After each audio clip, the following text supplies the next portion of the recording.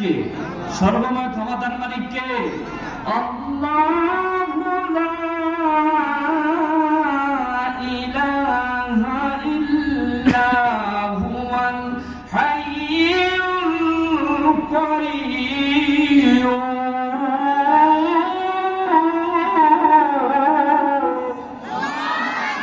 লা তাখুযুহু সিনাতুন ওয়ালা নাওম।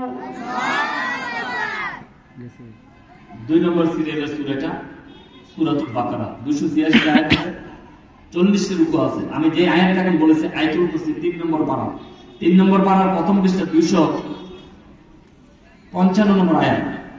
255 নম্বর এই আয়াতের মধ্যে আয়াতুল কুরসির প্রথম আয়াতের মধ্যে 40 হরফ আছে। 40 কে 10 দিয়ে গুণ দেওয়ার কারণে আল্লামা জালালউদ্দিন সুয়ুতী বর্ণনা দিয়ে এই মুহূর্তে আপনাদের আমলনামা আল্লাহ পাক 400 নেক দিলেন। বলে আল্লাহু আকবার। আল্লাহ রাব্বুল আলামিন বলেন আল্লাহু লা ইলাহা ইল্লা হুয়াল হাইয়ুল কাইয়্যুম। আল্লাহ বলেন আমি আল্লাহ হচ্ছি চিরঞ্জীব, চিরস্থায়ী। আমি আল্লাহর লয় নাই, ক্ষয় নাই, শেষ নাই, শুরু নাই। লা তাখুযুহু সিনাতুন ওয়ালা নাওম। আমি আল্লাহর জুরানি, আমি আল্লাহর সংজ্ঞা, আমি আল্লাহর ঘুম বলতে কিছুই নাই। বলে আল্লাহু আকবার। আল্লাহ আমার রব, এই রবে আমার। কিন্তু বন্ধুরা আমার, ভাইরা আমার, সর্বময় ক্ষমতার মালিক পাইলাম আমরা আল্লাহ। এক শ্রেণীর মানুষ বাড়ি পাওয়ার পরে, গাড়ি পাওয়ার পরে, তার সুন্দরী নারী পাওয়ার পরে বলে দেয়ার ইজ নো গড, আল্লাহ বলতে কিছুই নাই। দুনিয়া এমনি এমনি হয়েছে, কন্যা নাউযুবিল্লাহ। আল্লাহ একজন আছে কিনা? আল্লাহ একজন আছে কিনা? আল্লাহ আমার রব, এই রবে আমার সব। যারা বলে আল্লাহ বলতে কিছুই নাই, দেয়ার ইজ নো গড, যারা আল্লাহর জমিনে বলতে আল্লাহ বলতে কিছুই নাই, আমরা তাদের সাথে নাই। যারা বলতে আল্লাহ বলতে কিছুই নাই, সেই নেতার সাথে আমরা থাকতে পারি না, ঠিক কিনা? নারায়ে তাকবীর, লিল্লাহি তাকবীর, আল্লাহু আকবার। ইসলামের শত্রুরা হুঁশিয়ার সাবধান, হুঁশিয়ার সাবধান। ইসলামের শত্রুরা লিল্লাহি তাকবীর, আল্লাহু আকবার। আল্লাহ পাক আমাদের সকলকে কোরআনের বন্ধু বানাইতে বলে আমিন। বন্ধুরা আমার, ভাইরা আমার, যারা বলবে আল্লাহ বলতে কিছুই নাই, অন্তত এই 24 সালের 5 আগস্টের মধ্যে আমরা পেয়েছি আল্লাহ একজন আছে, ঠিক কিনা? যেখানে 41 সাল পর্যন্ত থাকার কথা তারা ঘোষণা করছিল, আল্লাহ বলেন ইন্না বাতশা রাব্বিকা লাশাদীদ। আমি আল্লাহর দোয়া সবচেয়ে বড় দোয়া। আল্লাহ যখন ধরলেন 41 মিনিটও থাকতে পারে না, ঠিক কিনা? এই 24 সালের মধ্যে দুনিয়ার জমিন থেকে পতন হয়েছে। তার একটি মাত্র কারণ, আল্লাহ সাথ দেন কিন্তু আল্লাহ ছেড়ে দেন না। যারা নাফরমানি করবে, গুস্তাখি করবে, যারা আলেমদের সাথে জাহান্নামের মতো ব্যবহার করবে, যারা আলেমদের কাহিনী করে আমাদের রাখবে, আল্লাহ তাদেরকে যুগে যুগে সাথ দিয়েছেন, ফেরাউনকে সাথ দিয়েছেন, নমরুদকে সাথ দিয়েছেন। আর সেই রাজাকে আল্লাহ সাথ দিয়েছেন কিন্তু ছেড়ে দেন না। 5 আগস্টের মধ্যে তার রান্না বাথরুম খেয়ে যাইতে পারে না, ঠিক কিনা? আমরা দেখেছি তার পরনের কাপড়টা পরিবর্তন করতে পারে নাই। তার কারণ হচ্ছে সেটা কোন আন্দোলনের মধ্যে না, সেটা ইন্না বাতশা রাব্বিকা লাশাদীদ, আল্লাহর ক্ষমতার দ্বারা স্বৈরাচারকে বিদায় করেছেন, ঠিক কিনা? এখন যাইতে সময় বলে আমি কি দোষ করেছিলাম, এখনই চলে যেতে হবে? মাসুম মাসুম, দোষ বিচারে হয় না, ঠিক কিনা? কিন্তু যে আয়নাঘরের মধ্যে রাখছে, এই আয়নাঘরটাই তো 1000 বছরের থাকার জন্য এই আয়নাঘরটাই তার যথেষ্ট, ঠিক কিনা? ঠিক কিনা? দোষ বিচারে পায় না। কত মানুষদেরকে জুলুম করেছে, জালেমদের সাথে অন্যায় করেছে, অপরাধ করেছে, হয়রানি করেছে। আমির হামজার কি দোষ ছিল? 3টি বছর পর্যন্ত জেলখানায় তাকে রাখলেন। এভাবে মামুনুল হকের কি দোষ ছিল? জেলখানা রাখলেন। আল্লামা সাইদি কোরআনের পাখি 50টি বছর সারা পৃথিবীর বুকে দাওয়াত দিয়েছে। 13টি বছর জেলখানা রাখার পরও এই জালিম স্বৈরাচার খুশি হতে পারে নাই। তারপরে তাকে এমন ভাবে ইঞ্জেকশন পোস্ট করে দুনিয়ার জমিন থেকে বিদায় করে দিয়ে আসছে। বন্ধুরা আমার, ভাইরা আমার, আমি গতদিন জোহর নামাজ পড়েছি সেই আল্লামা সাইদি ফাউন্ডেশনের পাশে। যে মাত্র তার কবর জিয়ারত করতে যায়, সিনার জন্য ফেটে যায় যে আজকে যদি আল্লামা সাইদি সাহেব তিনি জীবিত থাকতেন, তার সাথে যদি মোলাকাত করতে পারতাম, তার এলাকা আসতাম। কিন্তু উনি তো নাই।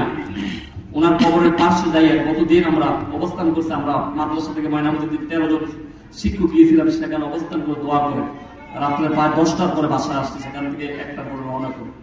বন্ধুরা আমার, ভাইরা আমার, সেই কোরআনের পাখিকে তারা জুলুম করেছে, নির্যাতন করেছে, অত্যাচার করেছে, নিপীড়ন করেছে, পরিশেষে তাকে বাংলার জমিন থেকে পর্যন্ত বিদায় করে দিয়েছে, ঠিক কিনা?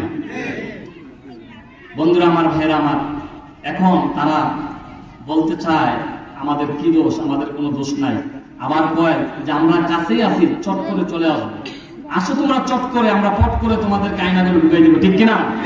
আসো আমরা তোমাদেরকে স্বাগতম জানাবো, চট করে আসবে তো, পট করে তোমাকে আমরা আয়না করে ঢুকাই দেবো, ঠিক কিনা? আসতে চায়, আবার ক্ষমতার মসনদ দখল করতে চায়। এখন বলে আমার তো আর শান্তি নাই, সেখানে বাবাজিদের দেশ ছেড়ে গিয়েছি, সেখানে শান্তি নেই, আর শান্তি নাই, শুধু চিল্লাপাল্লা করে সেখানে শান্তি নেই, আমার দেশে আসতে চায়। জন্মভূমি ছাড়লে সকলেরই ব্যথা লাগে। এরকম কত মায়ের বুক তোমরা খালি করেছিল, এখন বুঝো তোমাদের অবস্থা। তোমরা এখন বাবাজিদের দেশে যাইয়া এখন বলো শান্তি নাই, বাংলাদেশে আইসাও কিন্তু ক্ষমতার বাবারা, ঠিক কিনা? শান্তি নাই বুবুর, শান্তি নাই, শান্তি নাই খুনের, শান্তি নাই।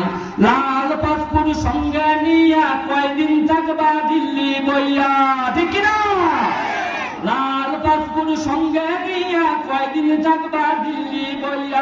লাল পাসপোর্টের দলিল নাই, বুবুর শান্তি নাই, ডাইনের শান্তি নাই, খুনের শান্তি নাই, ডাইনের শান্তি নাই, ঠিক কিনা? ঠিক কিনা?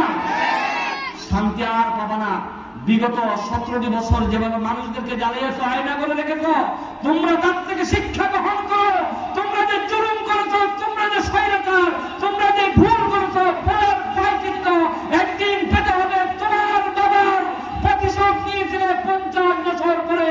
বাংলার জনগণ যারা কোরআন জানে, ইসলাম জানে, তারা আল্লামা সাঈদীর 50,000 বছর পরেও তোমাদের একদিন বিচার করে ছাড়বে, ঠিক কিনা? ছাড় দেওয়া হবে না। ইন্না বাতশা রাব্বিকা লাশাদীদ, আল্লাহ ছাড় দেন নাই, পৃথিবীর কোরআন প্রেমিকেরা তোমাদেরকে একদিন ছাড় দেবে না, ঠিক কিনা? এজন্য বন্ধুরা আমার, ভাইরা আমার, ক্ষমতার মসনদে বসলে চতুর্দিকে ফুলের মালার অভাব হয় না, কিন্তু ক্ষমতা যখন চলে যায়, এই ফুলের মালার ফুলগুলো জ্বলে যায়, আর রশিটা থাকে, এই রশিটাই কিন্তু তোমার ফাঁসির রশি হইতে পারে, ঠিক কিনা? তাই ক্ষমতার মসনদে বসলে রঙিন চশমা দিয়ে অনেক কিছু দেখা যায়, কিন্তু অনেক কিছু দেখে যেভাবে জালেমরা জুলুম করেছো, আয়না করে রাখছো, গুম করেছো, খুন করেছো, মামলা করেছো, হামলা করেছো, বাড়ি ছাড়তে হয়েছে, তোমাদের এই অবস্থা। যুবকরা চাইছিল আমরা 9 দফা, 9 দফা থেকে আসলেন 1 দফা। আল্লাহ বলেন যুবকরা তোমরা ভালোভাবে চাইতে পারো না, 9 দফা থেকে দূরন দিয়ে দিচ্ছে 1 দফা। আমি খুশি না, আমি আল্লাহ চাই 1 দফা দিয়ে ক্ষমতা ছাড়া না, আমি আল্লাহ চাই কখন দেশ ছাড়বি, ঠিক কিনা? ধরা রাখা ইন্না বাতশা রাব্বিকা লাশাদীদ, আল্লাহ যখন শক্ত হাতে ধরছেন, এই স্বৈরাচার 41 সাল পর্যন্ত থাকতে পারে নাই, 41 মিনিটের আগেই বাংলার জমিন ছাড়তে বাধ্য হয়েছে, ঠিক কিনা? এজন্য আল্লাহর উপরে ভরসা রাখবেন। যারা বলে there is no God, godless association, আল্লাহ বলতে কিছুই নেই। আমরা এই 5 আগস্টের মধ্যে আমার একজন আল্লাহ বলতে, আল্লাহ স্বীকৃতি পেয়েছে যে আল্লাহ একজন আছে, যিনি আকাশকে জমিন করতে পারেন, জমিনকে আকাশ করতে পারেন।